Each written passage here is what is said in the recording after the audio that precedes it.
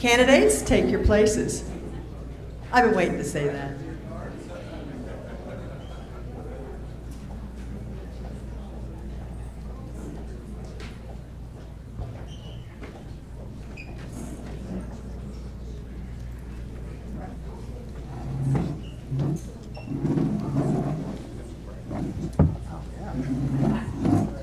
Before we do anything, we have a first. We have 3 gentlemen from Santiago High School who are going to come up and lead the pledge.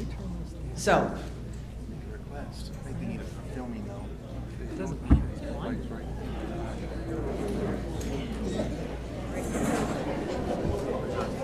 okay, first of all, your names? I'm Aldo. Peyton. Dale.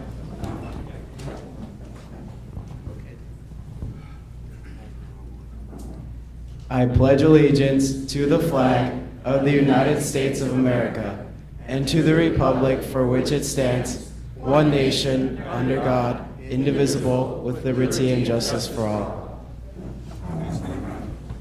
And they say we don't do things differently. I want to thank you all for coming. Citizens for Corona and this forum are a form of active participation in how we're governed. Our founders would be proud, and they'd be proud that you were here in these seats, because this is important. This is participation on a Friday night. By holding this event, I don't want to honor, I'm not going to introduce, I want to honor everybody, but I want not to introduce any VIPs. You are the VIPs tonight. You're the people who came out on a Friday night to listen to the people who want to be governing you for the next 4 years. You are the stars of tonight. It's why C4C was formed, as an open place to question, to get involved, and to learn the levers of power in the city. Active questioning is critical to city government. Tonight we do have one member of the candidates who were running, Randy Fox, who is unable to be with us. He had accepted, as had everyone else, and he had a death in his family yesterday or the night before, and he and his family are in Atlanta for the funeral. And so we're very sorry, and we extend him our condolences. And Randy, we will miss you. But he does have a table in the back after the event. All the candidates have literature, and I'm sure we'll want to talk with you. A couple housekeeping things. We submitted to our moderator all the questions that we had gathered up, questions people sent us, questions that were raised on Citizens for Corona, all those questions. There were close to 50 of them. We gave them to our moderator, and it's his job to craft those questions, to ask them or ask others of his choice. We've stayed away from that. The questions, as is our pattern at C4C, you watched our videos. We're taping everything tonight, and it will be online. Let's see, the rules for the evening have been given to the candidates. We have a 1-minute time limit for responses. Let me explain that time is not on our side. When you go through 5 people and they all have to answer and they're thinking hard and they're answering the best they can, we lose time. We want to ask as many important questions as we can. We ask that you respect that, and please, even though it's your candidate and you feel so strongly, no applause. You can applaud the blazes out of them at the end. They'll deserve it, and they're going to wait for it. But during this, no interruptions, no outspoken things, and no applause. They drew a random number, and there they are. Eugene, Kevin, Steve, Karen, and Dave. The questioning will also go in that order. It'll start with Eugene, go down the road. The second question will start with Kevin, go down and back up to Eugene. You can see the pattern there, okay? The next thing is when we do start, they will have self-introductions of 1 minute. They can say what they want, and that will serve as their opening statement. We don't anticipate a closing statement. We are very pleased to have Ross Newhan as our moderator. His accomplishments in writing and in sports are literally almost too many to mention. That's how he's famous, by God. He's in the Baseball Hall of Fame for writing. He's covered sports for the Long Beach Press Telegram, then the LA Times, and now on his blog, Newhan on Baseball, that's a plug. He's traveled with the Angels and/or the Dodgers for 20 years. He served as the LA Times national baseball columnist for another 20. How old are you, Ross? And he's always asked tough questions of commissioners, union leaders, owners, and players. He's not a person who will shy away from a difficult question, but is a fair question, and Ross knows how to handle that. He has received the Times Editorial Award for Sustained Excellence in 1998, and he's a 3-time winner of the Associated Press Story of the Year Award. In 2000, he was voted into the Baseball Hall of Fame in Cooperstown by his peers. What an honor. The new hands and his bride, Connie, raise your hand, Connie, where are you? There you are. Have been active in the Corona community since they moved here. Ross chairs the Literacy Committee of the Corona Rotary Club, and Connie's on the board of the Y and Library Foundation. We know, excuse me, his job tonight, even though it's difficult, is not just to ask questions here, but to listen to the answers, something he's very well qualified to do. And he can ask for clarification if he sees the need. We know this is not an easy or popular task, and here is exactly what happened when he was asked why he would accept this job. Ross paused, and he's always a thoughtful and relatively quiet gentleman, and he turned to the person who asked him the question of why and said, "Well, it's my civic duty, isn't it?" Not much more you can say than that. Thank you. Ross?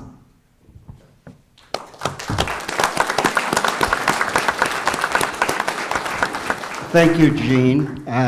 You got in just about everything I wrote for you.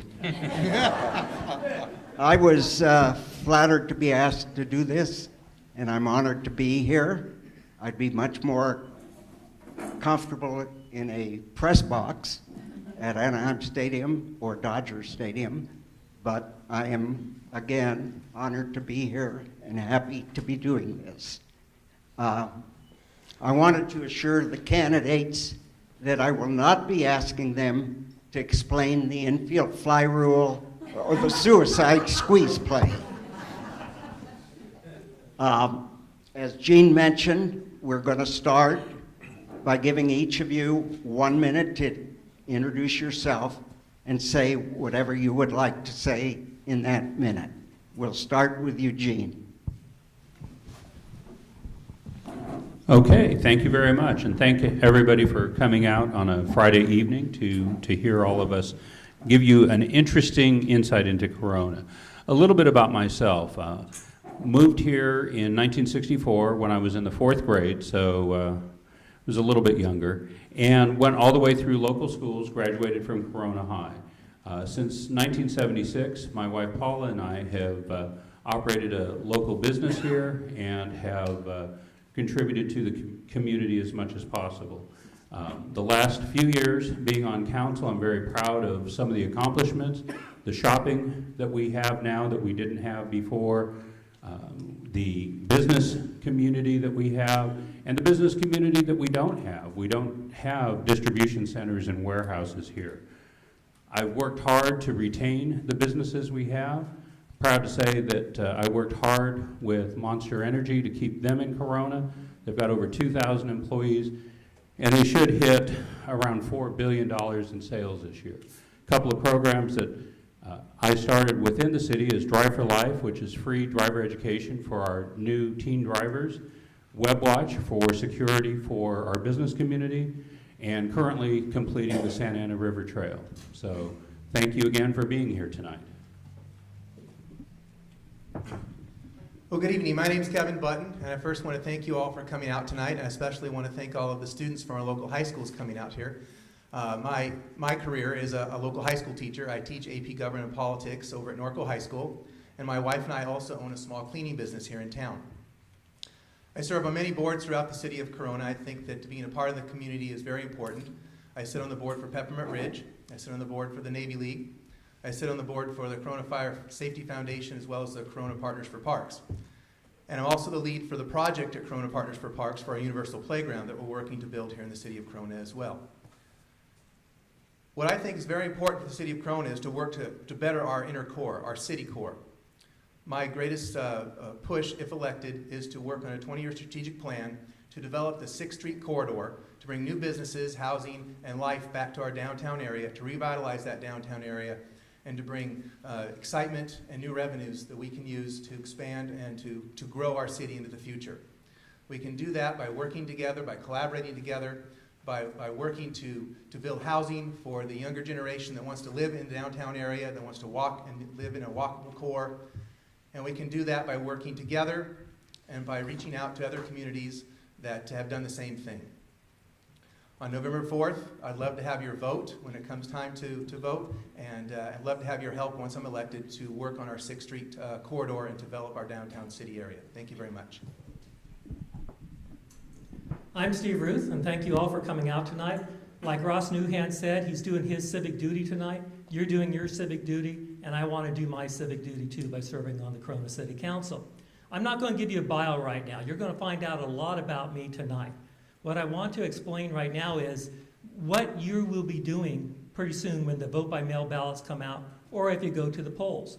You will be picking somebody to help lead Corona. And this person that you're picking is somebody from Corona. You're not picking somebody who's going to the state capitol or to our federal capitol and trying to do the region. This is for Corona. The person that you're going to be picking to choose, or you're choosing to be on the council, is your neighbor. We're all your neighbors. We all live in this beautiful town of Corona. And what we want to do is we want to help lead and oversee this city. So again, every one of you out there could be up here just like us. Every one of you could run. We chose to run because, like Ross Newhand said, we want to do our civic duty. So tonight you're going to be hearing a lot more about me. I also hope that you'll check my website out or my Facebook page, or even give me a call and we can meet up and talk about whatever issues that aren't discussed tonight. But again, I want to thank you for coming out. I want to thank the rest of the candidates for choosing to try to lead and oversee this beautiful city, and Ross Newhand for doing his part. Thank you. Good evening. My name is Karen Spiegel, and I've been in Corona almost 30 years. 30 years ago, when I came, I jumped right in to the community being involved, because Corona is my hometown. I had only been here a year, and yet I knew it was my hometown. Having served on council already, a lot of my goals have been seen, but there are so many more that we want to achieve. My priorities are still the same as they were when I first ran, probably even stronger. They're stronger because I've met so many of you. There's so many things that we're involved in. There's so many things I want to continue to do. We started a strategic plan this past year, first time in the history of Corona. Somehow we have gone our course and been very fortunate by some of the foundations that are set. Now, after surviving the most difficult economic times in 75 years, coming out ahead, we need to have direction. We need to have a course. And so we did a strategic plan. And there are 6 top goal areas. Most of them have been what I've been working on all along. And working on those goals together as a community, the strategic plan was done as a community. So we need to work together and succeed in making those the priority for Corona. And in doing so, so many things will come together. The community will maintain its hometown friendliness. We'll have all the shopping, the retail, the businesses, the jobs, and most importantly, the top priorities were making you feel safe in your homes, your businesses, and the schools. Working together, we can get those priorities met, and working harder and harder to make Corona the envy. Working regionally in the county and the state, I've had the opportunity to work with cities all over. And with those relationship building, we have had some things come to Corona, funding that we've needed for different transportation projects, some of the relationships that have helped direct some businesses here. And that's really important too, is that we can't stay Corona only within Corona. We have to reach out and partner and develop relationships throughout the state, throughout the region, and most importantly with our neighbors on the surrounding cities. I'm looking forward to working with all of you. I won't give a detail on my bio. Please see my website, karenspiegel.com, or my Facebook page. And I'm hoping that we have an opportunity to meet either tonight or in the future, and I really would like to have your support on November 4th. Thank you. Hello everybody, my name is Dave Husted. I've been in law enforcement for 38 years. As you saw, I can't tolerate just sitting back and watching wrongs occur without trying to do something about it. That's why I'm running. As you saw me change the posting of the American flag. People did not or do not know flag law. I do. I served on the California State Peace Officers Memorial as the leader in the Walk of Honor for slain officers. You must know what the laws are and what the rules are and uphold those. First thing is your election is for three candidates to build the best team possible.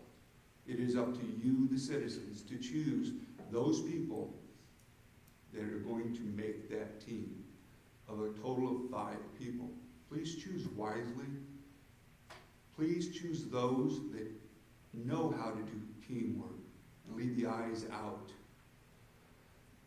I'm a U.S. veteran of the Army. I served as a military police officer with top secret clearance. I know how to move around, flying and on the ground, classified weapons. Been doing it for the city of Irvine as a training officer, as an FTO, as a K-9 officer. And Michelle, how much time? Okay. So therefore, I know how to be a team leader and a team player. I do play well with others. I will stand up and do what I have to do because of my commitment. I recently had surgery and an injury which is taking me out of law enforcement. 38 years is a long time, beats up the body. So in doing so, I was happy to get my horse collar off that I was confined to for 6 weeks, 24/7, and I went, thank you, Lord, for getting this thing off. Doctors told me I could do nothing but walk. Don't lift things over my head. So I grabbed a broom.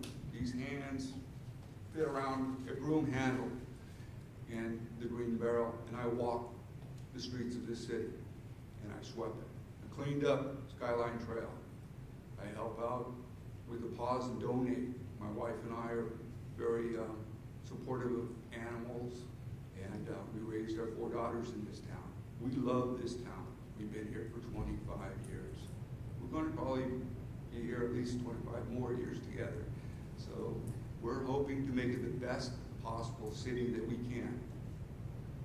My example, 28 years in Irvine, being their training officer, displayed how well, if a city is well planned, a good team is put together, how much can be accomplished. And that is what Corona needs. Thank you. Thank you. There are 3 vacancies in this election, so to one extent or another, we'll have a new council. Starting with Kevin, what in your view is the first thing that the new council needs to address or perhaps correct? Well, as I stated in my introduction, I think it's very important that we address and we look at our downtown core. That is something that has been neglected for quite some time, and I think that we need to put the effort into building community partnerships with developers and with the people that live in that area so that we can develop our 20-year strategic plan so that we can get this going. Because we're going to get down the road 20 years from now, and we're going to say, hey, why didn't we get this started? Or are we ever going to get this started? So the action time is now, and when I get elected, the first day I'm on the seat, I'm going to get started on that project. Steve. I also agree that our downtown core is extremely important, but I also have some plans of what I would like to do. What I would like to do is the city-owned property, I would like to give people like new entrepreneurs, new college students, or new mom and pops who want to start their own business, I would like to give them either very low cost or no cost rent for a while. When we do that, one of the most important critical things you do when you start a new business, you need capital. And rent is a huge part of that capital. If the city helps these new entrepreneurs, they go in there, they start building up nice little coffee shops or nice little antique shops, we help them build those businesses by letting them have that low or no cost rent. That will start bringing up the vibrancy of the downtown. We need nice little shops with people who are willing to go in there and run these businesses, and it becomes a walkable Corona. Thank you. The first thing I would do is to get together and start developing relationships. The 5 of us have to work together. And more importantly is taking what's already been in process. We just finished a strategic plan, as I said, not to shelve it or throw it out the window. Our city has been known to do this. We've involved the community, we've made plans, and then they disappear. We need to take the plan that's in the works, we've been working on it for almost a year now, pull it out, reevaluate, see what strengths each of us bring to the table. That's the most important. We have 5 separate individuals that bring something different to the table, and we need to work on those strengths that each of us can do to meet those goals of those high 6 priorities on our strategic plan. And the downtown is one of the priorities. So let's take what the community has already said and recreating. That's so important because we could be further ahead if we would just take and work on one plan and make it continually go, working together with the council and the community. There are so many things that have not been done, that should have been done. We have an animal shelter that's been put on the shelf and deteriorated. Animals that have to be euthanized. They had a thrift store. They do have a storage facility that they're paying for, but no place to sell the items. We have a lot of vacant suites and buildings in this town. The animal shelter is paid for by you, the citizens. Can't we provide them a suite? Couldn't we offer them as a charity, or even a small rental, is to turn around and give them this suite to sell donated items, therefore they can pay the utilities instead of the city. They can pay, let's say, 10% profit for rent. It would be a win-win for our entire community. That's just one of the ideas. Thank you. Limiting it to one would be hard, but I do know that one of the plans that was from the strategic plan that was a priority was downtown and 6th Street. And we are working on that. The city doesn't own any property anymore. The state owns the property, so we couldn't rent it out for free. But one of the things I tried to do last year, and I need your help to do it, is to get rid of illegal signs, feather flags, different things that are down there. I mean, we need to do something, no matter how small of a step it is, to clean up 6th Street, to clean up Main Street, to clean up some of the other corridors.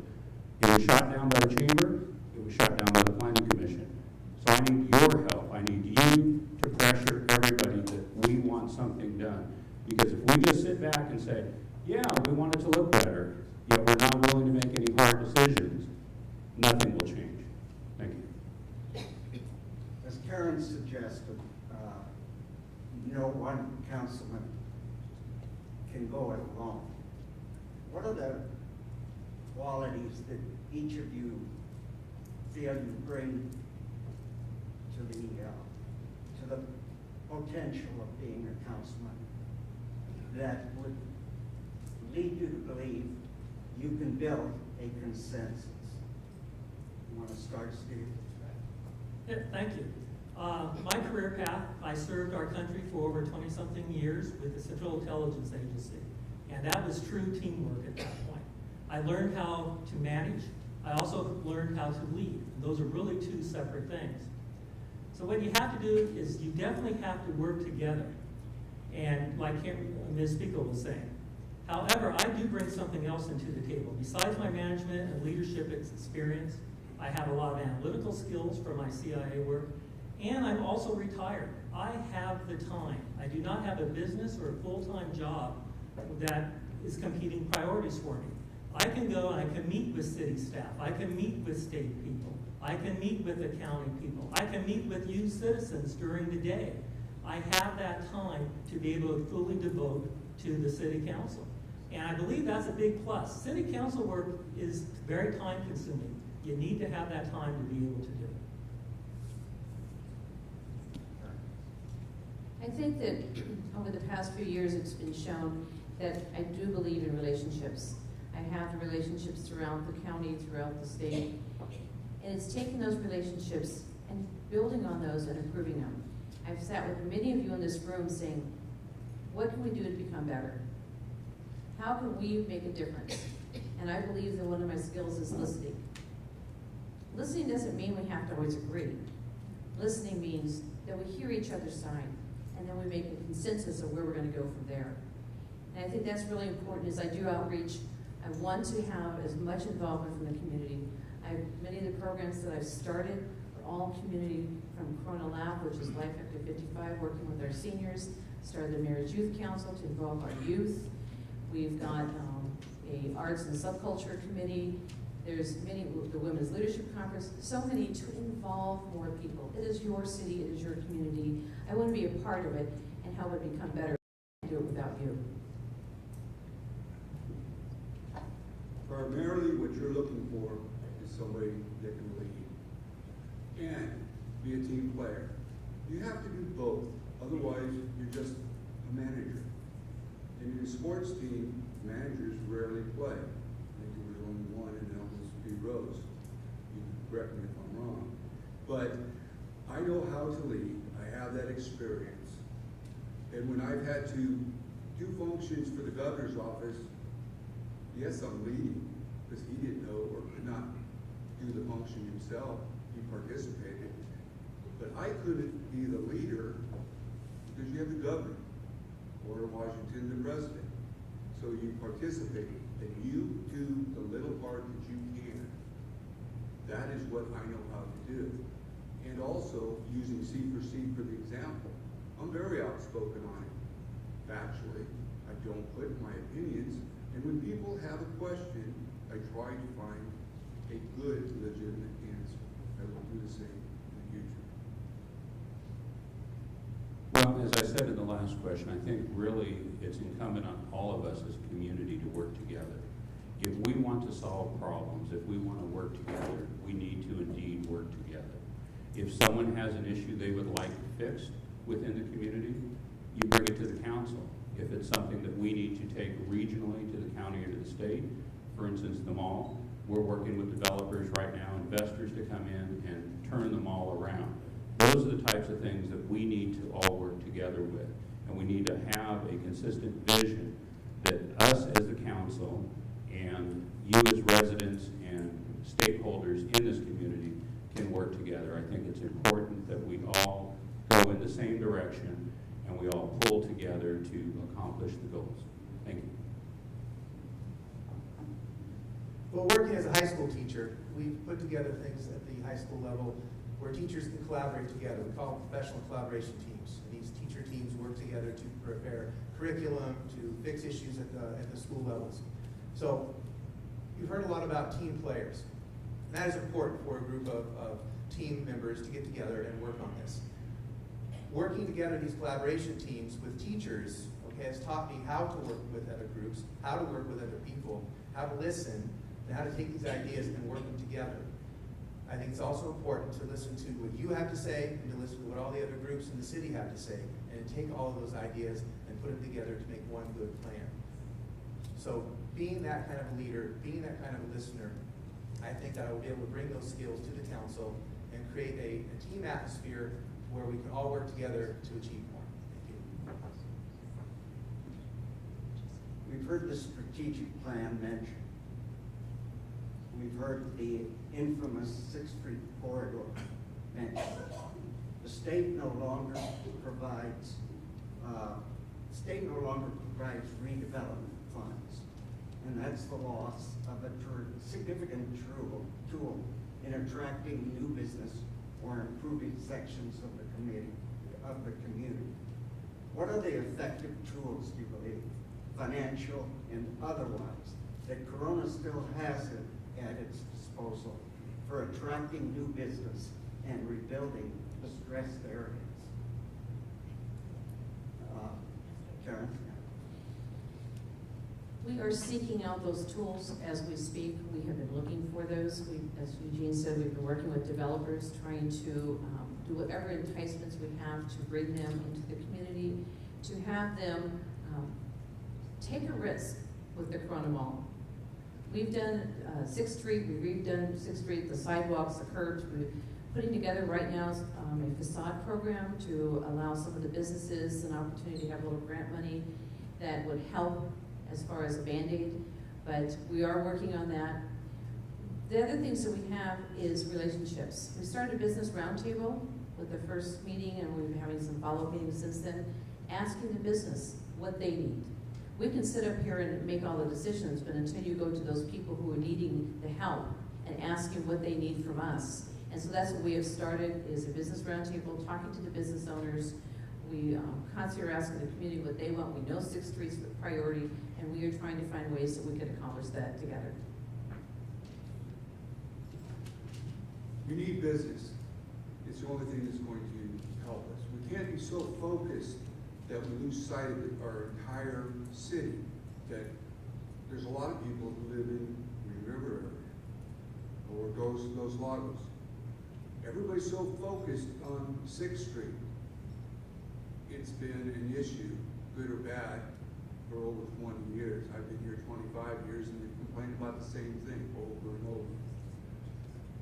We, as a community, need to make a decision on what you want. 2 days ago, I drove up in Rancho Cucamonga on Foothill.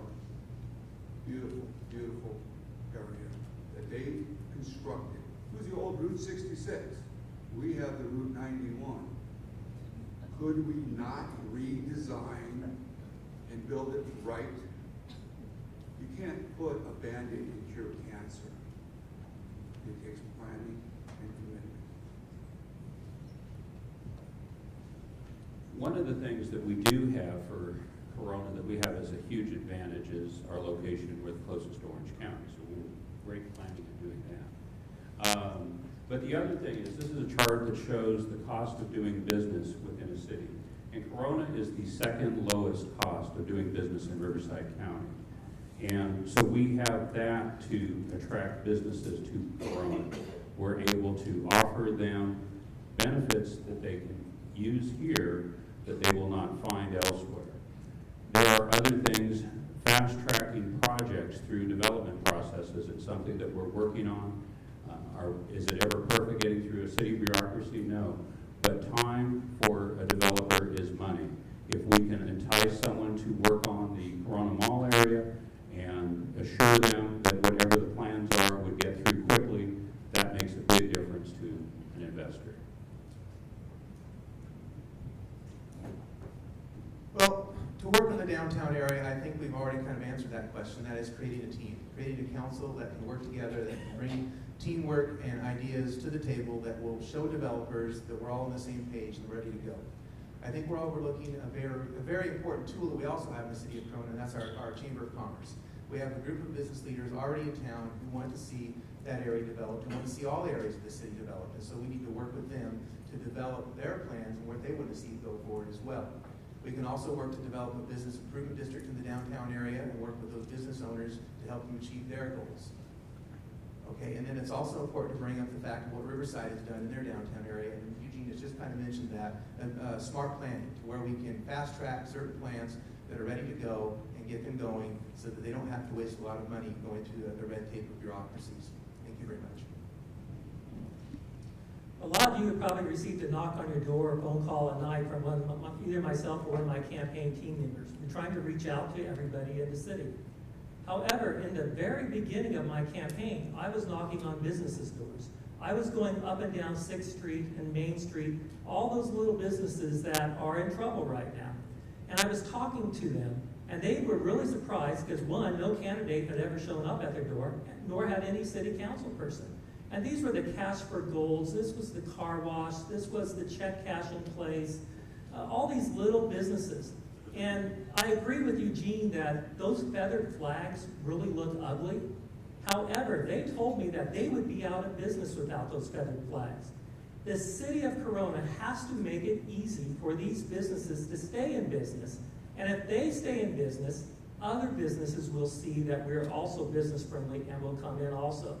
We have to stop feeing and taxing these businesses. We need to start giving them incentives to come in. Let me go back to Karen and Eugene. Are there any active discussions or negotiations going on with developers now in regard to the Corona Mall? Currently, we are expecting to have a couple of proposals in from at least 2 developers. We've put it out to the business, the development community, both ones that have done projects in Corona and ones that have not, but that are well known within the more urban kind of development. And so we do have some proposals that we're expecting to get in within the next few weeks. But it will be a long process. And just to follow up with that, quite often it's difficult. I know that, citizens of Corona, you want to know, but if we don't have anything tangible, and someone's thinking about it, we can't go blasting that. And so sometimes a lot of work is happening, but it's happening in a slow process. And since we're at the mercy of these businesses that are going to put their money in our community, we have to respect their decision-making, their privacy. And in doing so, a lot of things have happened and are happening and will continue to happen. But just remember, as Eugene said earlier, we do not own it. So when we keep hearing that we acquired these properties, we did, but the state now has ownership of those 100%. So anything that Corona had is no longer belonging to us. Moving on, 6th Street. There's been a lot of discussion recently in regard to growth, particularly as it relates to the building of high-density apartments, townhouses, and condos, and that impact on traffic and other aspects of community life. Has there been too much, too quickly, and/or simply too much, period? Dave? As an outsider looking in, I want to play ball, but the problem ends up being is it wasn't well planned. The commitment to expand and extend Foothill wasn't done properly. You have a crew out there that sits at the dead end of Foothill for over a year. I've personally spoken to them. The city forgot to pull 2 permits. The gnat catcher, and that property doesn't belong to the city of Corona. It belongs to the U.S. Corps of Army Engineers. Geez, that's like fraud, and that is like pulling teeth to get anything passed. They should have known that, because we don't own that property. And without permission, we can't extend the road. So therefore, we have a lot of issues. We have people that sits on boards and commissions for the 91 Express. They have that knowledge. Did they share it? I would agree that we have had some explosion in apartment growth. You would be amazed at how many we've turned down. I actually voted against the one that I think was the most ill-fated, which is over on Palisades and Surface Club. It's the stupidest project. There's too much traffic. I voted against it. It's adjacent to a toxic waste dump. It still got approved. The other projects that we have moving forward, most of the apartments are actually being built so that they can actually be converted to condominiums, so they're built to condo standards. But they're built in areas where they can handle traffic as it grows. So yes, do I think there's too many apartments in some areas? Yes. It's important to handle growth in a proper perspective, and I think it's important that the City Council works together to look at what we can do and what we can't do. And are some of the apartments that are going up a good choice? Some of them may not be a good choice. We have to look at traffic. We have to look at parking. We have to look at will the people be able to have friends and guests over or birthday parties for their kids over at these apartments, and where will all those people park? So there's a lot of questions that need to be answered. And sitting in on a lot of the planning commission meetings, I hear a lot of these questions being asked, but not a lot of them being answered.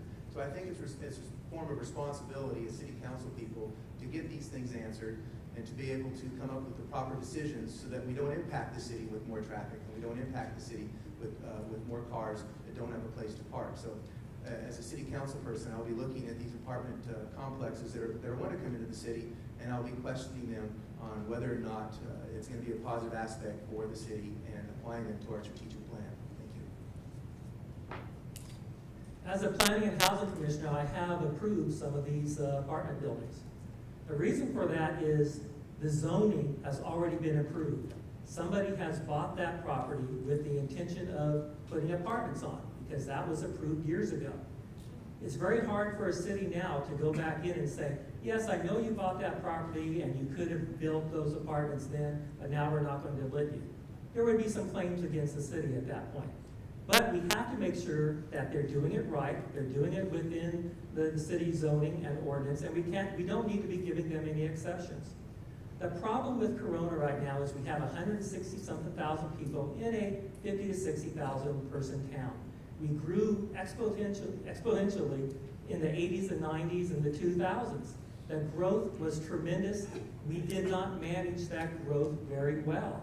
And the problem is we're coming up with those problems now, we're living with those problems now, and what we have to do on the city council is to make sure that we can manage those issues properly. First off, no, we did not forget to pull the permits. Inaccurate information. Yes, there's been a lot of new development, and I have to agree with Mr. Ruth is that a lot of it was already planned. And zoning is a very important aspect that we have to allow for. The perfect example is the ones on Main Street, the two largest developments that were going in.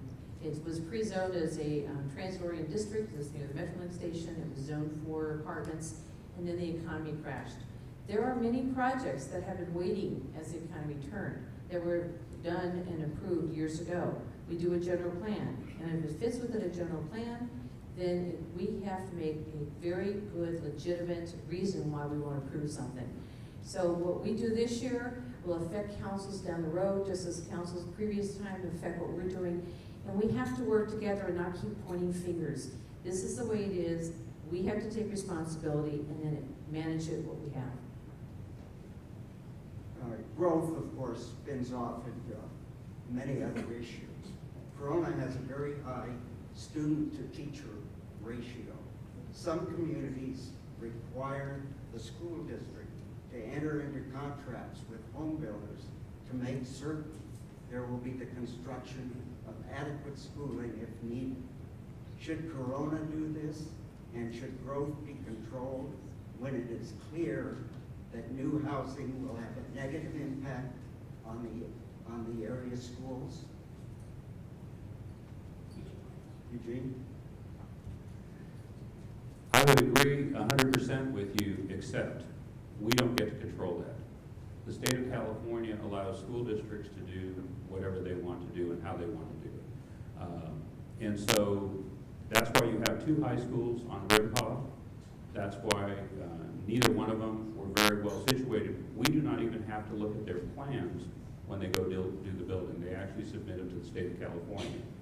So the school district sets a fee per house, and that is what the developer pays. Now, some developers have worked, as in Eagle Glen, to build a school along with the development, but most developments are not that big. So unfortunately, we cannot control the school district, so really that's more of a school district related question that we should have school district people here for. Thank you. So I have to agree with you, Ross. As a teacher, the classrooms are impacted. And I've got, my classroom is quite full. I have 42 kids in every one of my classes, and they're all sitting on top of one another. But we get things done. And so as we go forward as a city council, it's important, again, here comes this word, team. It's important to build a team that can work with the school board members, that we can then negotiate back and forth and find out what do we need to do to properly plan in our city. I don't think it's a fact that they aren't going to listen to us. And I think it's one of those things that we need to bring back, one of the committees that have been closed down in the city of Corona, where we used to have a schools committee where the school district management and the city manager would sit down and they could converse back and forth. And I think that's one thing that's important that we bring back, there needs to be discussion and collaboration between our city council and our school board, and both teams that are working together so that we can solve this issue. Thank you very much.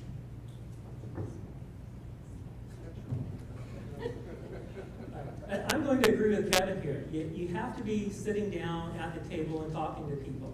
In fact, I've never been an educator, I've never been a teacher, so I don't know what it's like teaching 42 kids, but I'm sure that's way too high, and those kids are not getting what they should be getting. However, I am the only non-incumbent who has been endorsed by the Corona Norco Teachers Association. I'm the only non-incumbent because I sat down with them, explained to them exactly what I thought should be done. And again, it's that sitting back and forth, bringing back, either it's a coffee or sitting in a meeting room or something, and discussing the issues. Eugene, again, is absolutely right. We can't control what the school district does. But we can control by leadership, by sitting down and trying to work out the issues. And that's really what it takes in this role. If everybody just sat down and talked about what is needed and what are everyone's goals and solutions to get there, we'd all be so much better. That should be done at federal level, state level, and it should definitely be done at our local level as well. For every housing unit, a developer pays a fee to the school district. The school district gets more money than the city does for any development. So every housing unit gets a substantial amount as compared to what the city gets. Our staffs work together, the school district staff and the city staff. They know the projects that are coming forward. They know the zoning. They have all the housing information to know what is the possibility. So it's not new. We do have the joint schools. We met last month. That was brought back because it is very important that particularly local electeds work together. And we do address those issues, but we have no say. We can just say, this is what we recommend. If they want to work with us, great. But if you're talking two different dynamic boards of leaders that have to work together, and their focus is totally different than ours, and just as we wouldn't want them to tell us how to build a building or make a decision on a zoning, we certainly can't tell them how to run their school district. So it's challenging, but we need to work together. Everyone's correct on that. We need to work together. The issues are, all the facts aren't out on the table. This city has made an agreement to get their grants, or whatever you want to call it. It's a 5-year program. Gerald Talbot spoke of it at the last city council meeting. Most people in the room were too bored and didn't understand it. 5 years, people, we met, I believe it was the very first year, to meet the low-income, high-density housing projects that are mandated by the state and federal law. To do so, we get money back, we as a city. If you do not qualify or do not meet their requirements, you don't get the money. If the school district is told straightforward how many apartment complexes, high-density homes are being built in the next 5 years, maybe they'll change their tune, because we can't have 42 students in a class and hope to succeed. We've heard a lot of talk about team and teamwork. How would you describe the relationship between the council and city manager? Where do the levels of authority start and stop? And are those levels being properly observed? Kevin, can you start? I've had the opportunity to speak with our city manager as well as our management team, and they work closely with the city council to ensure that the vision that the city council sets forward is completed. And I see a lot of teamwork going on there. I think that they have the best interest of the city in mind, and I think that they're going to work with the city council that's elected to continually move forward. And I think that we need to work with them to ensure that these goals are met and that what they would like to see done is also under consideration. So thank you very much. As I said in my opening statement, you're choosing a neighbor of yours to be on the city council. We are your representatives to ensure that the oversight and the management of the city is being done properly. It's up to the city council. each city council member, to work with the city manager, the deputy city manager, and those directors and department heads there. We need to be knowing what they're doing and how they're doing it, and not just wait until they give it to us at the last moment and say, this needs to be approved by next week. It's very hard to get anything done at that point. It takes a person who has the time, like myself, to be able to go there and sit with these people, sit with these professionals who really know their job extremely well, and get that knowledge from them, and be that oversight, to be that, hey, are you sure we want to go in this direction, and why? Get that information from them. And if we don't like what we hear, we can stop it in the beginning until it gets into the end, and we can't do much about it. We are a general law city, which means we are dictated by governing through Sacramento. There are times we've looked at being a charter city, which has some advantages, but at this time it's been put on the back burner. But with that being said, the city council are the policymakers, and the city manager and the city attorney are the only two employees that we have direct responsible relationship with. The rest of them are all under the purview of the city manager. Now, that being said, our city manager has got a wonderful leadership style in that he is not intimidated if we talk to our directors. I've worked with 5 different city managers, and each one has their own style. And our city manager says, ask so-and-so. They want us to go straight to the directors. Because his style is, we need to work together. There are no secrets. We talk about visionary things. We throw things out in conversation. But remember, we can only do it 2 of us at a time with the good old Brown Act. So it makes it a little different, challenging, but we do the best. Thank you. This city needs to take a very hard look on the very near future's turnover of our employees. We, the hopefuls of the city council, are going to be the leaders. That's our job. The other people, the city managers, their positions are at will. The council as well. So obviously, you are the leader. The problem ends up being is no one's coming out and saying, we have a city manager and assistant city manager who I've spoke to both of them. They're not going to be around too much longer. They have a pending retirement. What are we going to do?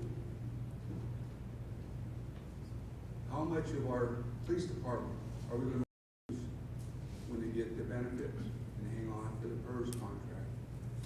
I've been told by the association up to 1/3 of the upper management. Same with the fire department. And same with the city employees union.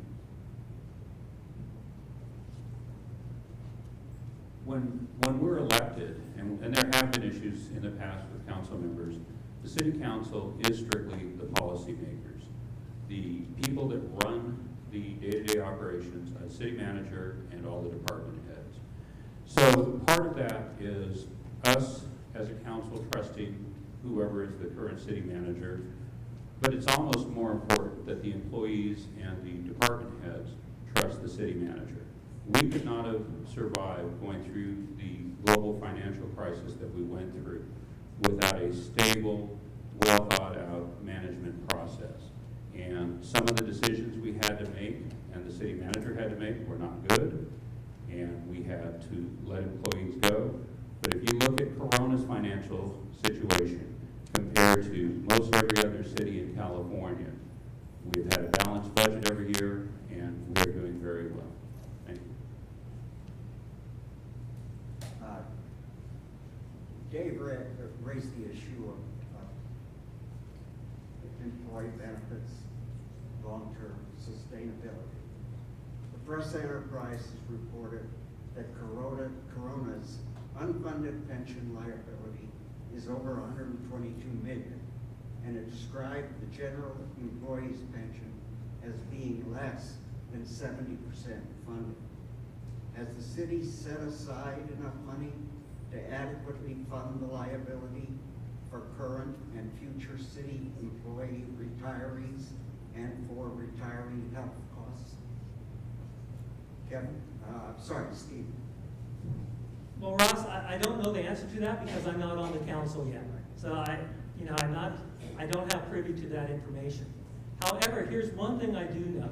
If you look at the cities who have cut their public safety, the cities that have cut their police and their fire, they've really gone down. You start looking at San Bernardino, Detroit, Moreno Valley. These places nobody wants to move to. Nobody wants to build a business in any of those places. It's not safe. You have to feel safe and you have to be safe in a city in order for it to thrive and to flourish.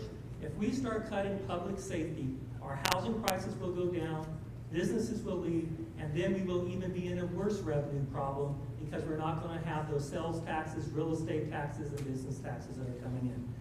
I'm the only non-incumbent who has been endorsed by the police and the firefighters. It's because I truly believe that for a city to really be a true flourishing city, our public safety has to be our #1 priority.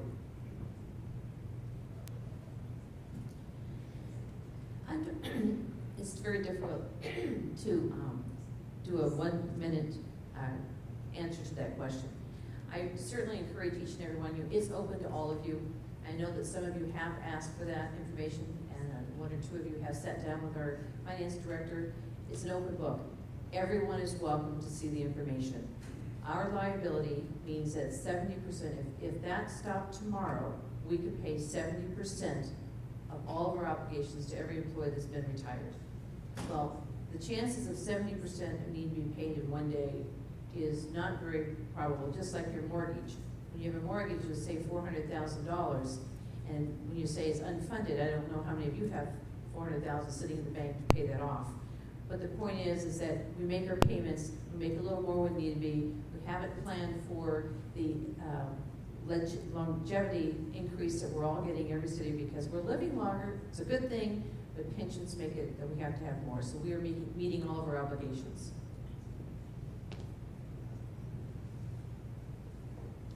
I don't have the information that's provided to the others that have served, like Steve and Kevin.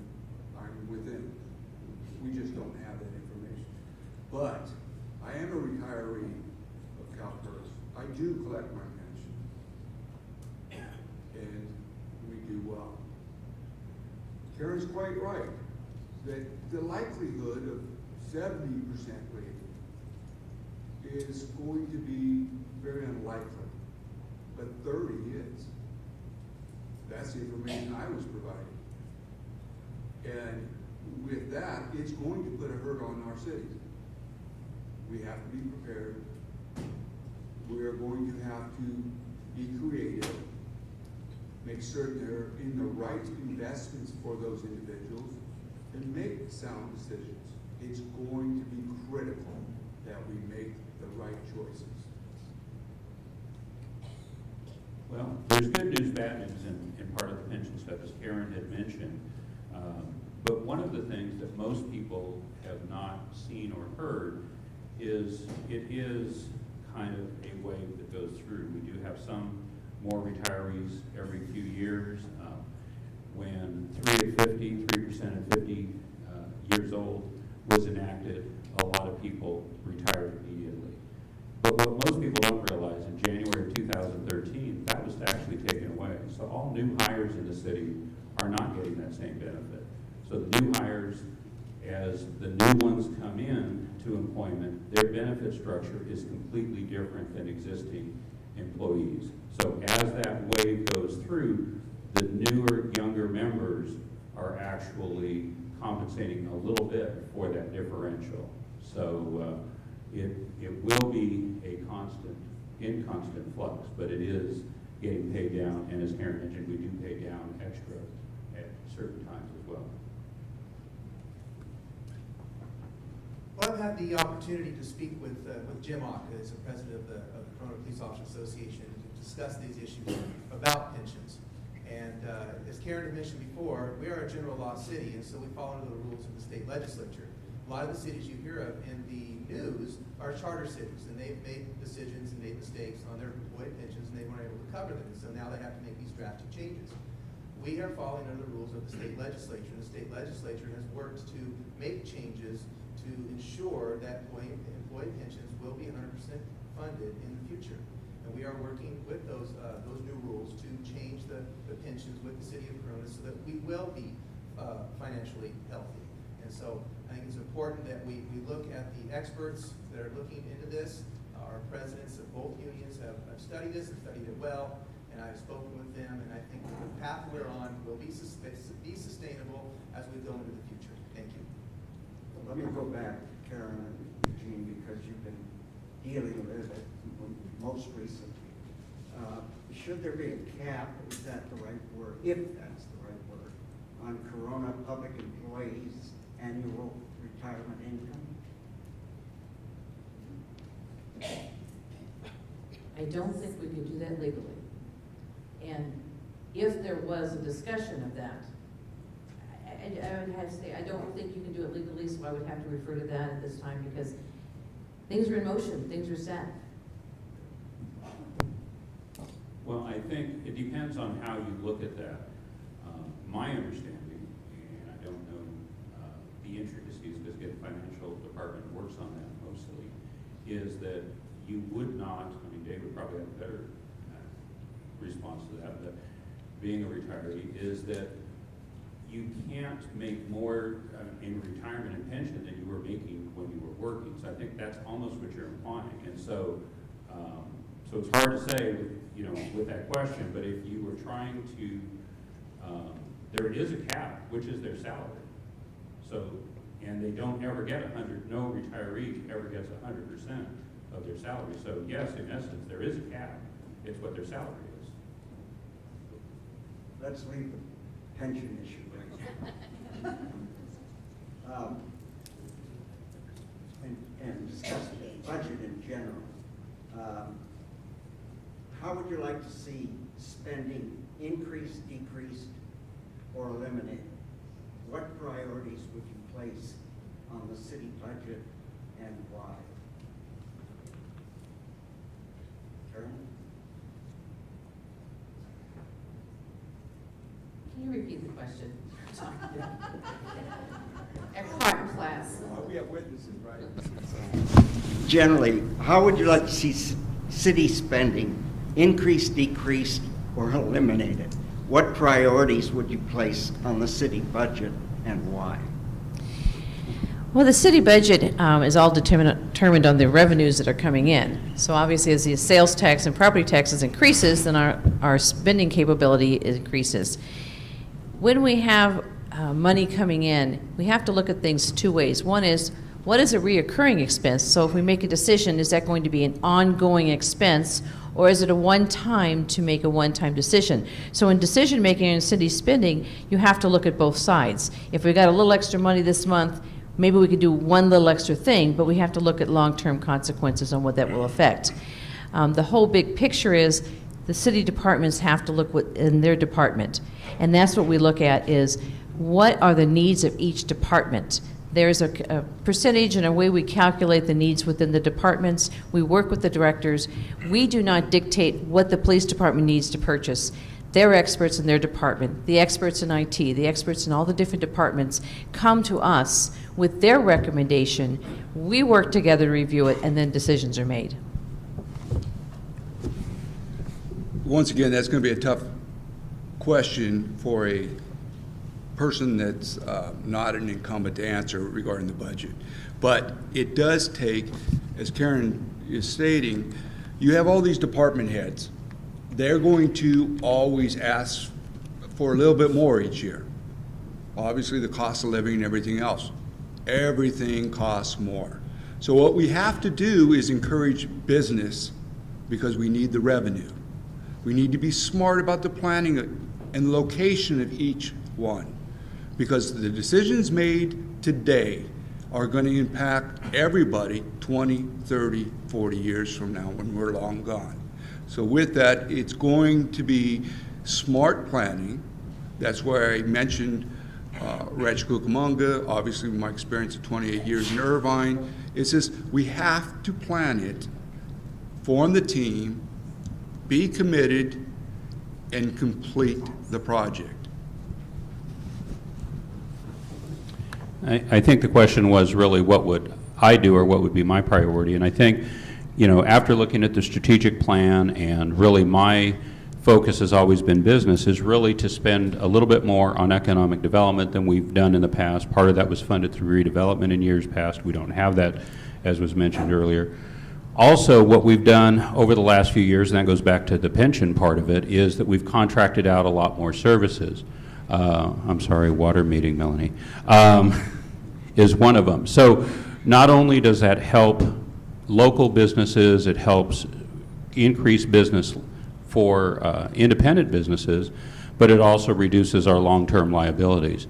But my number one thing is economic development, working with businesses, working with area businesses as well, such as the Navy base here, and growing jobs, and that would be and continues to be my number one focus. Well, I have to agree with Eugene. I think economic development is the number one priority that we need to look at in the city of Corona, but I think it's right up there equal to our maintenance. And I have had the opportunity to sit down with Jonathan Daly, who's the director of our new maintenance division, and he's got some fascinating ideas of what we can do to maintain our water systems, our sewer systems, our roads, sidewalks, parks. All of that stuff is very important that needs to be completed and taken care of. We need to make sure that we have safe roads. We need to make sure that our sewer systems are up to date so they're not collapsing. We need to make sure we have the proper water lines, and when we're fixing those water lines, they're not collapsing. We need to make sure that our fire apparatus has the proper maintenance, make sure our police apparatus has the proper maintenance. All of that is vitally important to make sure that we get that taken care of, or our city is going to fall into disrepair. So one of those, along with economic development, maintenance is one of my key things that I want to look at when I sit on the city council. Before I joined the CIA, I was working private industry, and I was managing $200 million a year projects. Sounds like a lot of money. But the city of Corona has a $300 million a year budget. Now, $120 million of that is to water. That's already separated out. But we've still got a bunch of money in there. And the money comes from two different sources. You get, from quite a few different sources, but two main sources. That's real estate taxes and also sales tax. We get 1% of all taxable revenue that comes into the city. The rest is kind of like fees and other little things that we get the money from. But the two big, real estate, sales tax. If we start cutting down on the city, our public safety, our infrastructure, you're going to have real estate properties drop. We're going to lose money there. Businesses are going to leave. We're going to lose money from that taxable revenue. To bring money in, we need more money in without spending it. We need to build up our reserves. Bring money in. You have to make a city that people want to live in and to build businesses in. Thank you. Let me go back to the question for a minute. Are there no areas right now that you could say, hey, this is an area where we need to increase or decrease spending? Anyone? I'll answer that. Is this on? Yeah, I'll answer that. Yes, I see some areas that need increased. For instance, we only have one fire truck out there right now, and the fire truck is the large one with the hook and ladder and the big maintenance on it. If we get in a big accident, something's happening over in Serra del Oro, and that truck goes over there, we have nothing else happening to try to get to Eagle Glen. I think that's public safety. We need to be able to fund our public safety in this city in order for my life, your lives, and everybody else's lives out here. As I said before, I think that we have to ask our experts, and that's the department heads and their departments and what they see. But overall, I think economic development is something we've already identified. It was in our strategic plan as identified as an area that we need to put monies into. We need to look at the strategic plan and say, these are the areas that we need to look at, because otherwise it would have been a waste of time. We cannot let that die. That needs to stay focused. We need to move forward. Everybody in the room here can have one of the 6 priorities of the strategic plan, and we need to look at those. And public safety was one, but downtown 6th Street, as we mentioned, was one. Communication, we have been doing great strides on communication. We have an app coming out real soon, a city app with Apple right now being approved. Talk about exciting. We are on the cutting edge for communication in the city. So we are putting money, but economic development is one of those ones that if you invest in economic development, the money comes back. As you heard, sales tax and property tax are 2 generating. That's what we tried to tell the governor. He didn't have it right by taking away redevelopment. That was a money generator. Well, I'd like to make a comment as well, and I have to agree with Steve. I think the ladder truck is something very important that we need to focus funds on as we get those funds coming back in. But it's also important to look at the 6th Street corridor, and you can tie public safety right into that, because we need to work on curbing the prostitution, the drugs, and the illegal massage parlors in that area as well. So I would like to see funds moved from the general fund more towards the police department in that area, so that we can focus on maneuvering and taking care of those areas, so that we can develop the 6th Street core, and we will get developers that want to go down to that area. Well, I will repeat part of what I said, which was economic development. I think when we lost the funding for that through the redevelopment process, we haven't really been able to ramp that up. We do have more money in the budget this year to do that, so that is actually already in the process of being done. And also really working with the right type of businesses to bring into the city. I'll let you in on a little secret. Years ago, when people were, even before I was on the city council, people were fighting and fighting for auto malls, and they weren't paying attention to jobs. If you go up and down Railroad, go up and down our industrial areas, you will see those giant boxes have lots of employees. You'll see people parking on the streets because they have so many employees and are looking for more right now. We don't have the warehouses and distribution centers. We made it inconvenient for them to come to Corona, and that's why you see them in Mira Loma and Moreno Valley. Thank you. Public safety. It's been mentioned several times. Let's discuss the subject of homelessness as it affects the city. Of the 150 agencies and cities listed in Riverside County's 2013 homeless survey, Corona did not participate in the counting of homeless.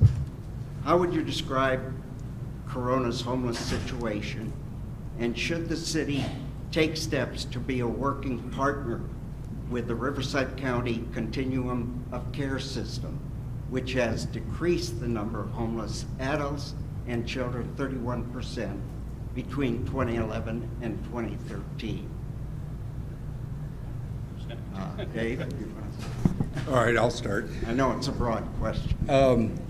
I have direct experience dealing with the homeless, obviously in my career, and most recently working with the railroad. Some people are truly homeless. Some really do need help. We need to separate those, let's call them the victims of society, that can accept our help and deal with those. But then we have the plague of those that are con men and criminals. They're out there. Do not turn your backs on. They're not safe. When you can convict and put a pedophile in prison, where do you think they live in the community? They can't. Be careful when they're in the parks. That is why we need the police to come out and tell us who these people are and work with them or arrest them. Well, first of all, there's two types of homeless that we have in Corona. One is residents that actually grew up and went to school here. One was a year behind me in school all the way through. And you know, when his parents died, he could no longer afford to keep his house. So he was homeless here in the community. And then there's others that are brought into the community. So I feel that we should participate in ways to help the homeless that are from our community, but not necessarily ones that are here because it's convenient location. I sat on the original board of Circle of Hope when we built the homeless shelter. The city paid for it, the city helped support it, and then some of the local organizations took it over. It's now being run by Orange County Rescue Mission. But there are options for the community to get involved, and I strongly encourage it, but I don't think we need to be encouraging the panhandlers that are from out of town and ones that are preying on, you know, burglaries and robberies. Thank you. Well, this is going to go back to collaboration again, and it's important to work with regional governments to solve this issue. And I think, Ross, mentioning the County of Riverside, that is important to work with the County of Riverside and again, collaborate with them and to see what we can do to solve this on a regional basis. Because each city is not going to solve the homeless issue by themselves. It's going to have to be solved on a regional basis. And so working with, as a council member, working with the county supervisors, working with other homeless agencies in the region, we can work to solve this issue. We can find areas that need to be fixed, and we can work together to solve those. We can work with the local churches, okay, and help them in their mission to help the homeless, and we can also work with the other homeless missions that are in the county to find ways to help those that do want to help themselves. And we're always going to have an issue with those that don't want to help themselves, and in that sense, that's where we're going to have to encourage the police to keep up their efforts of going through the parks and going down the 6th Street corridor to keep those type of people out of the city. Well, Corona is not alone with the homeless problem. It's everywhere. So if anybody has any great solutions, they're not out there yet. In fact, Los Angeles City just came up with a new report on the homeless and some of their plans. If anybody would like a copy of that, I'll be glad to forward it to you. There's a lot of great ideas out there. Guess what? I don't have them all. This panel doesn't have them all. The city council doesn't have them all. So I've already came up with this plan that I want 5 citizen committees, because I believe if we get a bunch of people like yourselves involved, start looking at the problems and start coming up with some solutions and recommend those to the city council, I think that's the way to go, because you guys are living the problem when you see those people at City Park and such. So I've got 5 different committees that I want to do. And these committees are not Corona committees. There's no stipends, there's no official titles, there's just a bunch of people getting together. Then they will come back to me, and then I'll work with them and try to get them the information they need from the city, and then they will come to the city council and present their findings and their solutions. And homeless is one of those committees I want to start. We talk about 2 kinds of homeless. I define them as those that choose to be homeless and those that are there by circumstance. And we need to focus on those that are there by circumstance, because those we have more ability to help. And I really focus on the women and children. So during the process of the transition of the shelter, I was very, very involved with that. And it's really important because our children are there, and they pay the price for poor decisions or mishaps that families have, and I think that we have the responsibility for all the children, not just our own. I attended a War on Poverty. It's through SCAG, Southern California Association of Governments. We're looking heavily on the homeless issue throughout Southern California. I sit on the regional council, and it is an issue that is countywide, that is regional-wide, that is statewide, as well as in the U.S. We are already moving forward with that in the Corona. We have 2 officers dedicated solely for homeless. And the other more important is we have to work with other agencies, and mental health is a really key part to the whole homeless issue. I want to move on to area of communication. As a council member or a potential council member, what method or methods would you rely on to both listen to and inform your constituents? What do you feel is the council's responsibility and obligation for keeping the public informed on the pros and cons of obviously important decisions? Kevin? I'll go ahead and start. Well, communication is key when it comes to leadership, and I think it's very important that we work to inform the citizens on everything that is going on. Now, we have several different communications that are available for the citizens. They can watch the videos online for the city council meetings. They can read the minutes online. There's also the online newsletters that are sent out to those who subscribe to them. But as a city council person, I think it's important to also engage in the community. I would like to continue on not only through Facebook interactions with a lot of you, we've continued to talk about your Citizens for Corona page or my own personal Facebook page, but also to have some kind of a monthly newsletter that we can that I could put out and produce that would give citizens the idea or information that is going on in the city council, stuff that we can share. So to continue to communicate is very important, and that is a top priority for me as well.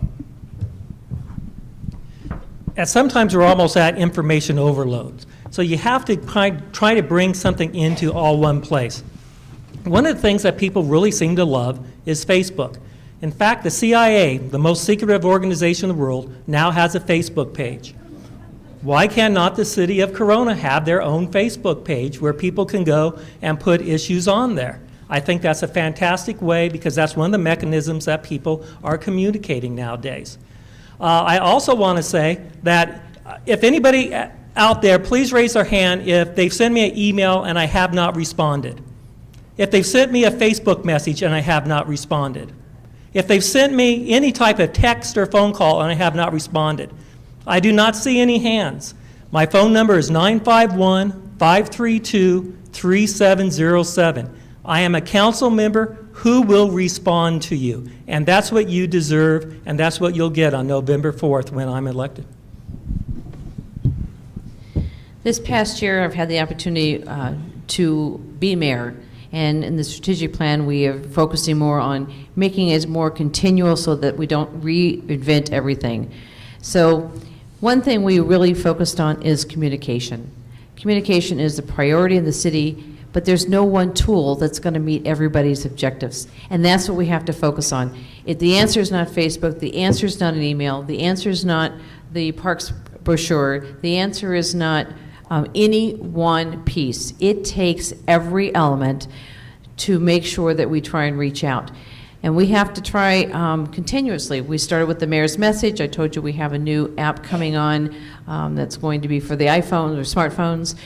We have to continually looking for ways that we can reach out to you. And the only way we know that is if you share it. I'm constantly asking, please let us know how we can reach you. I've done it every town hall meeting I've had, every community meeting, is tell us what is the best way to reach you. So we need your help. I don't care if you make a phone call or email, text me, or write a note on a cocktail napkin.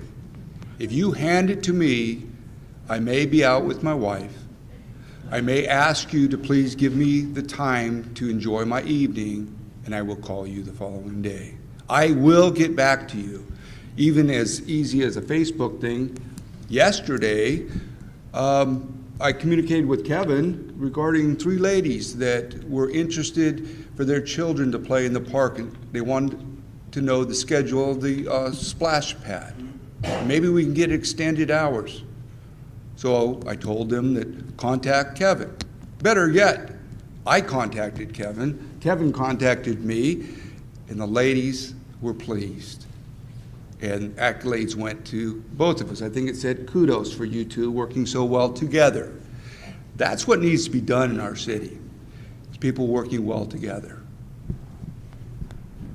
Well, I think we have a good assortment of communication methods now between email, web, video. I personally favor print, but that's another story. And small group meetings. But I think really when the rubber meets the road, where it really matters is when we see each other in the supermarket, we see each other at a restaurant or something like that, and someone asks a question. It's never an imposition. The only imposition is the 6th council member, Paula, when I'm not at the shop and someone goes to the shop and Paula has to answer questions. So if you want to come by the shop, just call, make sure I'm there so she doesn't have to answer the questions. But she does a very nice job. And one of the videos I would like to do is to actually show residents what's being made in some of our companies. We have some pretty amazing companies here in Corona, and I'd like you to see what's inside some of them because most people don't ever get a chance to really see what's going on in the community. Thank you.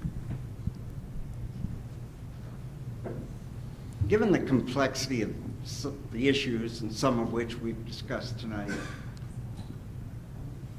and the geographical size of the community, would the city and city government best be served by council districts or wards? Steve? Absolutely. I believe in that.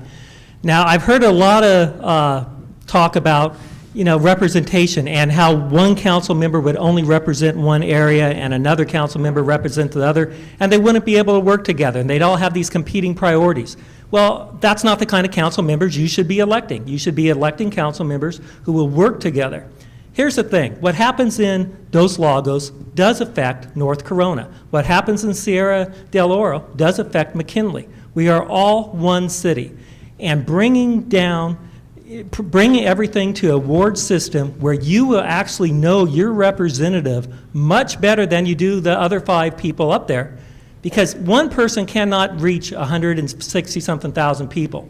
But one person is much easier to walk and knock on doors and to meet you if they are in one district. So I am very much for districting.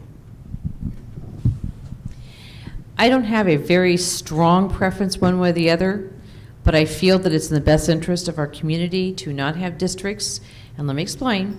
And that is because you have 5 who represent you.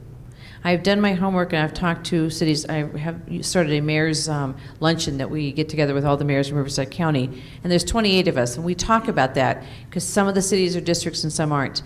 And what happens is the real politics come in hand. And I'm not sure if I totally agree with Mr. Ruth.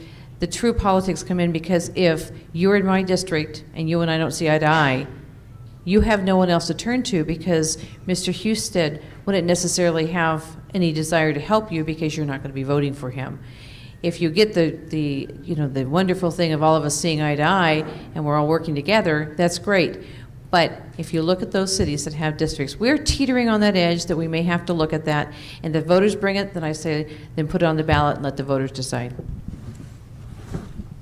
Of course, where we live, I would love districts. I mean, I'm the only candidate that lives up there. I mean, Eugene's close, but, and as for the rest of the standing candidates, they live within a mile of each other. So who's representing Green River or Sierra del Oro, I'm sorry.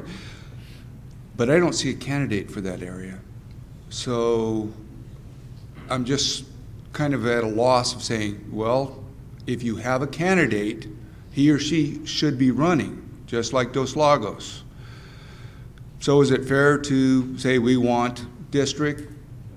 Well, kind of it is. You have everybody in the same district except me.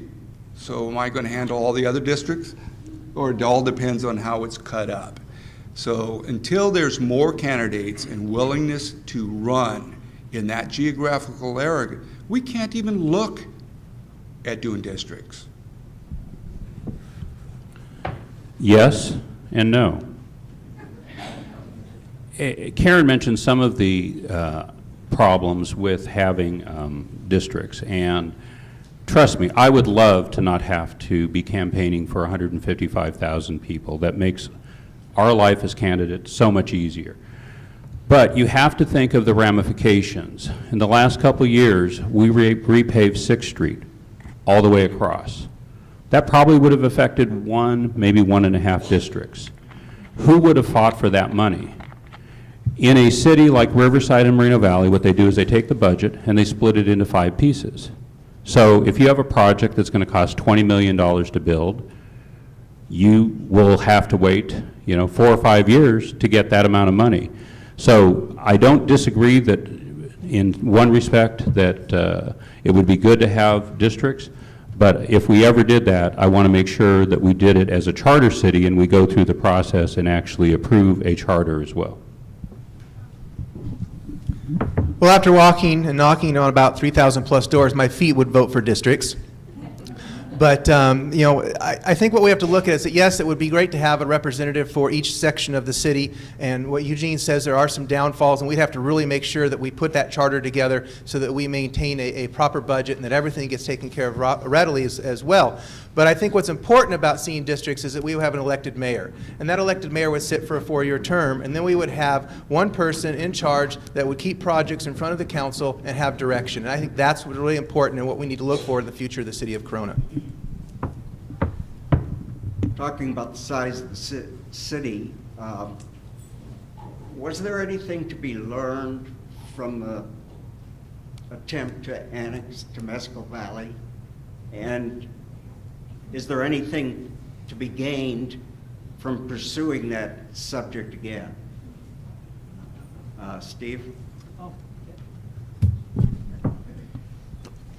Well, I'll start with the last question, or the last part of your question first. No, I don't think we should pursue it again. The people in Temescal Valley do not want to be annexed. They made that very clear. We lost a lot of money, Corona money, by trying to do that, and we should not do that again. Now back to the first part question, any lessons learned?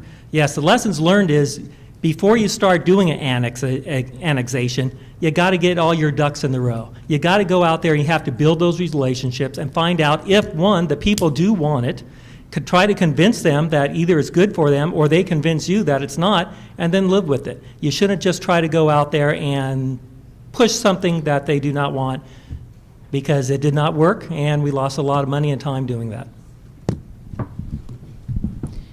The reason and concept for the decision to move forward on it was a good one. It was something for all of Corona as well as the people in the Temescal Valley. So the process, or the reason for it was good. We needed to have a little more control. And we're complaining about housing here in our city. We are surrounded by an incredible amount of new housing projects that will be coming through that Temescal area. We wanted to have a little control over our destiny, our future. So we will be suffering from that. So you think the traffic isn't bad now, the outcome of this is even greater. How we did it? Absolutely. There was a lot of room for improvement. I don't need to repeat what Mr. Ruth just said, and that's really true, is that we didn't do a lot of the preliminary work. There could have been a little better education for not only those here in Corona, but more importantly, educating those people who live in Temescal Valley. So, yes and yes.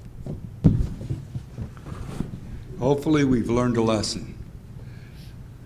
You can't force feed people. Yes, you could have pulled the residents of that area, just like that that area that has used to be a golf course. They still call it a golf course, but it's a plowed field. We have responsibility of a fourth of it. What are they going to do with it? We'd be better off eliminating and giving back to the county than the whole whatever we got and says, okay, you don't want to join our city? That's your choice. People should be allowed those choices.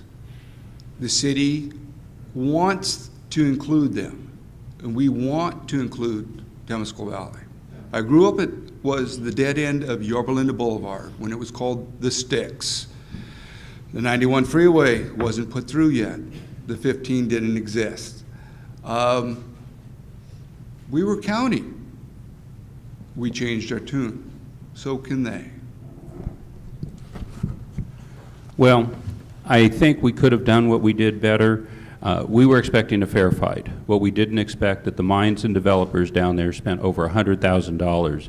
It was not a grassroots campaign by any stretch of the imagination. The residents to this day don't even know that. There was never a vote. We are confident, and the county supervisor there actually was confident that had there been a vote, the residents would have voted for it. I don't want to say I told you so, but there are thousands of homes that were already pre-approved, hundreds of apartments that were already pre-approved. There are 400 acres of warehouse distribution centers going in down there. The mines are looking to expand. The trash dump that is down there is the largest in the world, outside of maybe China.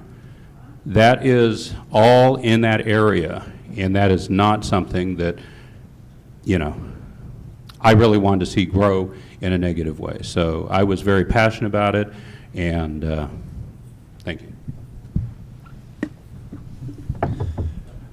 Well, I think we could have done it a lot better through relationship building. I think Mr. Ruth is correct in that. And if we are going to look forward to annexing any kind of territory in the future to expand or to control our destiny and what's going to happen, that should be part of our strategic plan. I know we've gone forward and we've talked about the strategic goals that have been put together by the City Council, but we need to have some kind of strategic plan. And in that strategic plan, let's say a 50-year plan, we would see what we want to do, and we would say, well, maybe in the future, after we've taken care of things like the 6th Street corridor, that we can move forward and maybe take care of other areas that may want to join the city of Corona after we've shown that we can take care of what is needed in the city. And we don't want to make the mistakes that other cities have done in history, where they've expanded and grown out so quickly that they leave their city core to rot and decay. We want to work now to focus on our city core, to build a walkable core so that we can be healthy from within.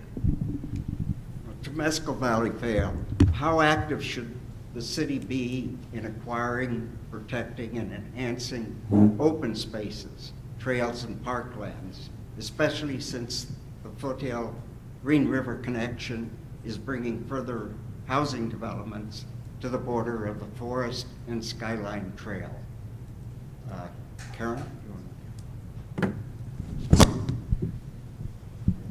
Well, our general plan, which is something that we update on a regular basis, identifies those areas of open space. And if there, we've gone beyond that on a couple of occasions, but the open space that we have, we need to preserve, like it said, and do the best job that we can and weigh it out with all the pros and cons of that. So it's working together and keeping it, preserving it, and enhancing it. So we are looking at stuff around Foothill Parkway and preserving some of the trails, some of the, working with the Skyline Trail, once that becomes the city's property as up to the county line. And there's many things that we're looking at for open space. Mr. Montan has been working very passionately on the Santa Ana River Trail. So trails are very important to this council, and we are looking at to improve them and expand them. Yes, we do need the open space, but there's a value and a price on that space, and we don't own it. We do have the luxury of having the Cleveland National Forest back up right against our backsides. It would be nice to incorporate parks and parking lots so that those trails and parks can be enjoyed for everybody. Clean up the area with those parking lots and the trash cans. Anybody that knows that I had issues with that on Skyline. And let's beautify our city. They are there. City of Irvine used their, they obtained the El Toro Marine Base and made the great park. We have that same opportunity. Let's use it. One of the things when we talk about Foothill Parkway, one side of Foothill Parkway is actually pedestrian, bike, and hiking ready, so that area is allowed so that it will provide a connection to some of the open space areas. The couple developments that are going in along that area and in Sierra del Oro, about 50% of the land that they are purchasing and developing will actually stay open space. And as Karen mentioned, I sit on Santa Ana River Trail. It's going to have a terminus and a parking area. Behind the Prado Dam area, we're going to have parking, restrooms for people to take that trail. You'll be able to go up to the mountains, you'll be able to go down to Huntington Beach, and that will all be complete here very shortly. And Skyline, we are also working on an additional parking area, but I'm confident once Foothill is completed that we will actually have an additional parking area along the old Schaefer Ranch, the horse ranch area, to actually access the forest there as well. Open spaces are very important for the growth of our city and for the youth to be able to get out and exercise and have fun. I'd love to be able to send my kids out on hiking trails and bike trails just to get them out away from the Xbox. I think they spend a lot too much time playing inside. But I think as a city, we don't ask the right questions, and I think we've missed the boat on several different projects.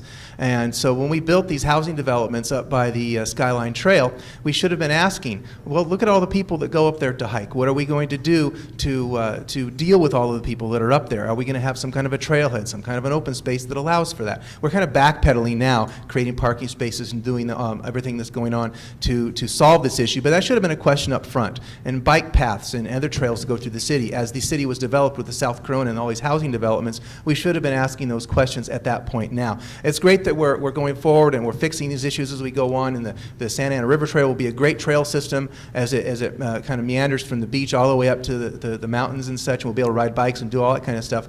But I think we need to have council members on board. They're asking questions of developments right now. Open space and economic development go hand in hand. Corona is extremely fortunate that we have the Cleveland National Forest there. We're very fortunate we have the Santa Ana River Trail. We're very fortunate that when you start going out, on the 15, you got a lot of nice trails and open space out there. One reason my wife and I moved to Corona because we love the open spaces and the parks that are already here. However, one thing that Corona is missing is we need to become a destination city. We have to let people know what we have here. We've got great things. We have all these beautiful golf courses. We should be a golf destination. We should have a cultural arts that people want to come in and do things.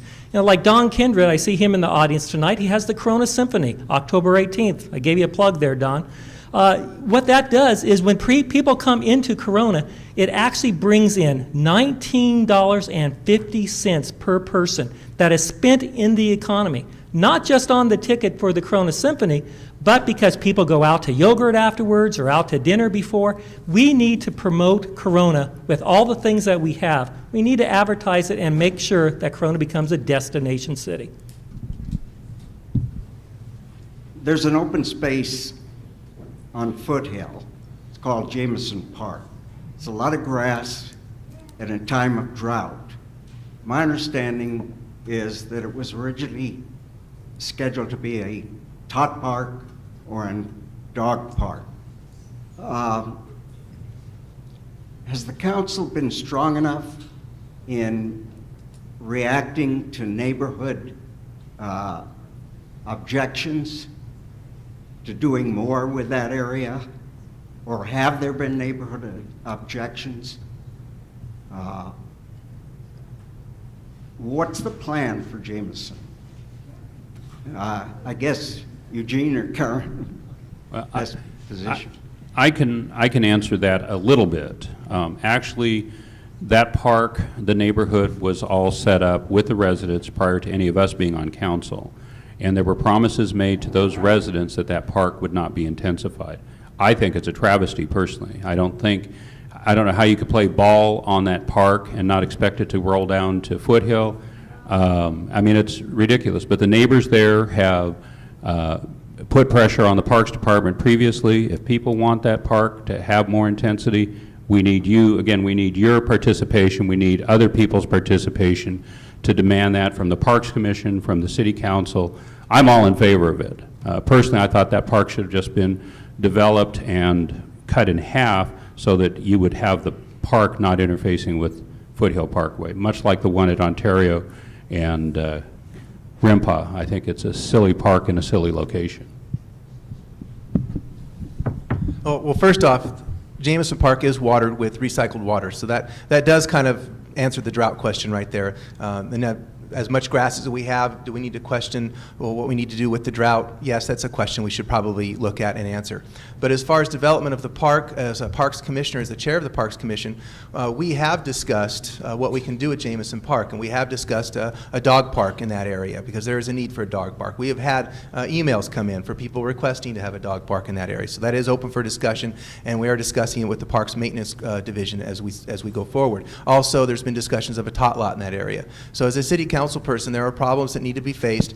I do have the strength to stand up and to discuss with the citizens of that area what needs to be done and to collaborate with them to find a solution together. In the last few years, there's been just the developing a plan moving forward. When I mentioned earlier, whenever you make a decision on a financial obligation, you got to look at the long term. And the maintenance changes than just being watered. So when we start adding, you have the initial cost of building whatever we're going to build, and then the upkeep of that. So that has to be budgeted out for long term. So when the neighbors start coming together to say this is what we want to improve, it was put on the back burner for several reasons, and it wasn't necessarily just not standing up to the neighborhood. It was also financial time that at this time we didn't have the funding to move forward. It was left until such time the funding came about. So that was part of the reason. So it wasn't necessarily the neighbors, but if the neighbors come forward and say we're ready to expand, we're going to figure out what we can do. And as I said, we have to make sure that not only funding to build it, but also to maintain it. One last question for me. To the non-incumbents, could you cite one factor that compelled you to make the decision to run at this time? I'll start. Go ahead, Kevin. Well, as I've stated before, I'm a high school government teacher. I teach my kids about policymaking. I teach my kids about civic duty. And I thought it was very important for me as an individual who lives in this city, who's been here for 20 years, to get involved in the city council to help ensure that policy is made and that I have a say in what is going on with the policy that's going forward. Now, I see an issue with the 6th Street corridor. That has been something I've talked about for the last 2 years. That is something that I would like to have a say in the policy development of that area. And so I would like to sit on the city council that I can work to develop our city core, bring these new ideas to that area, and to help basically make the city of Corona a better place to live, to make sure that our future is secure, to make sure we have a strategic plan to know where we are going. And so those are all the areas that have kind of driven me to run for city council.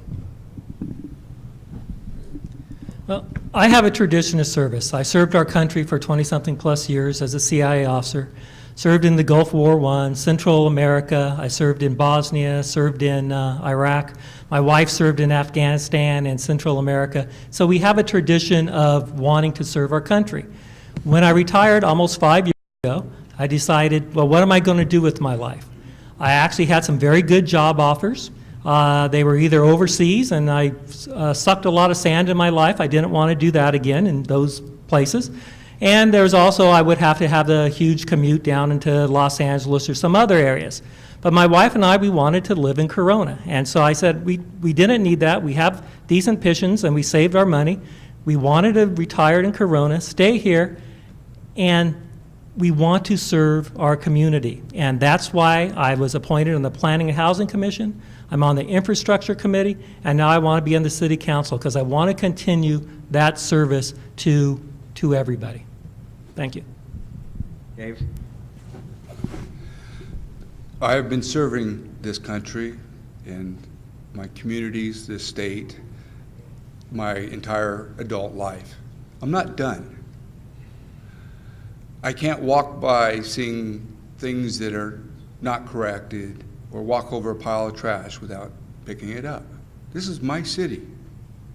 I now have the opportunity and the time, being retired, to dedicate it to this city and doing what I can. My wife now is also retired, which, well, while we were raising children, we were playing taxi constantly. We were committed to our family.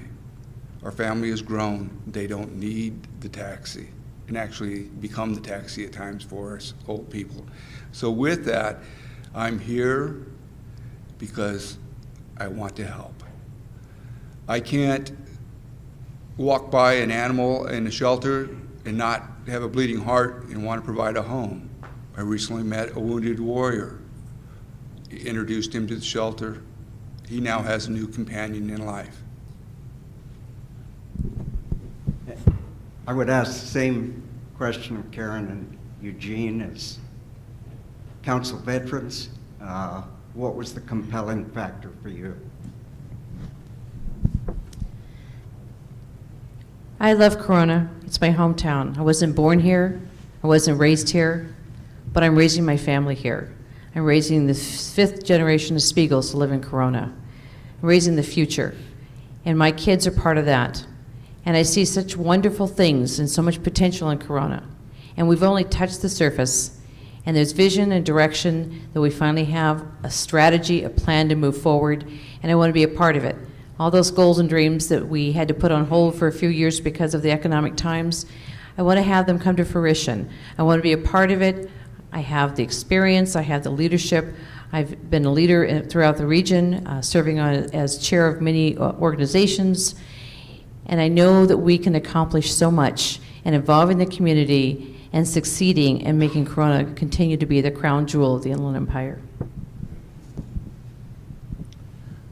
December 2007, does anybody know what that date was? That was our lowest sales month we ever had in our business, and that was the beginning of the recession. Where are we at today? You know, some people argue whether we're out of the recession or not. I would tend to argue that we are. But these last few years have been very painful, both for the city, the employees, and the residents, with services and things that maybe were, whether they were cut or whether they were just put on life support system over these last few years. There's things that need to be expanded. As I mentioned, economic development. We need to have a business person on the council. That's one of the reasons why I feel compelled to run again, because I think we need to have someone with a vision and someone that has had to write a paycheck every week or every 2 weeks. And we've had to do that consistently. Thank you. Well, on behalf of the organizers, I certainly want to thank you for your time tonight. And I personally applaud each of you for your time, service, and desire to make the city better. And I can't resist one last question. Do you think the Angels or Dodgers can go all the way this year? We hope. We hope. Thank you, guys. I think you're best to answer that question. Gene? Before I thank you, I want to thank you all for coming. Citizens for Corona is nothing if it's not a group of people interested. Thank you all for coming.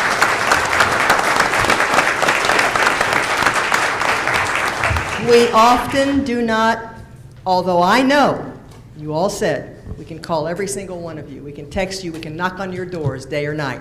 And I believe that from you. I'm going to come to your house.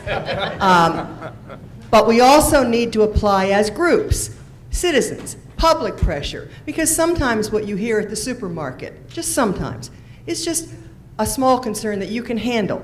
But sometimes what a group like citizens, and tonight with your participation and eagerness to have us involved, every one of you said you need us, that proves to us that we can apply the kind of insistence or questioning that we need to do as a community. And so I thank you very much. We have, what do we have for the contestants, Johnny?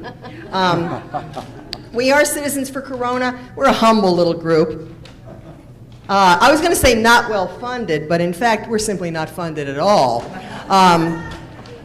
But we have, wrong bag. Oh, get up there. Michelle, we have gifts. We have gifts and thank you notes because we're not very sophisticated. We think you like food.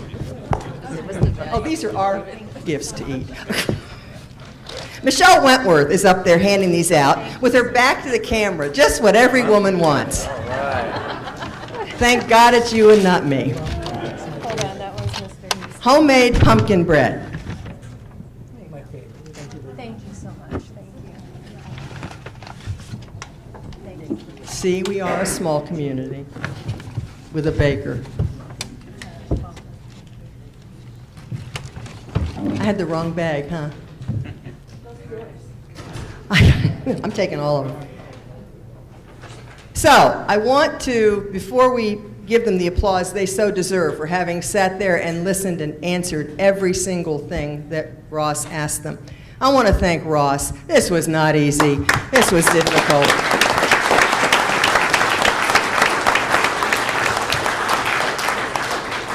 And with any luck, he will not post a hits, runs, and errors scorecard on you guys. But we will. We're citizens. You know us. There will be comments. I thank you very, very much. I thank all of you for coming. If I've forgotten anything, somebody let me know. Have a nice Friday night. Go have a drink.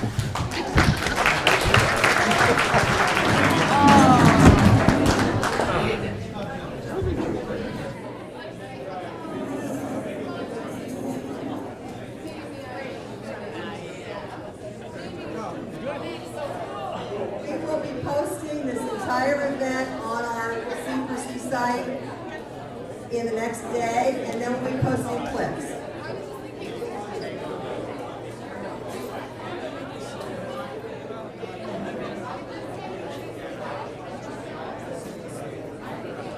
Look at that big thing.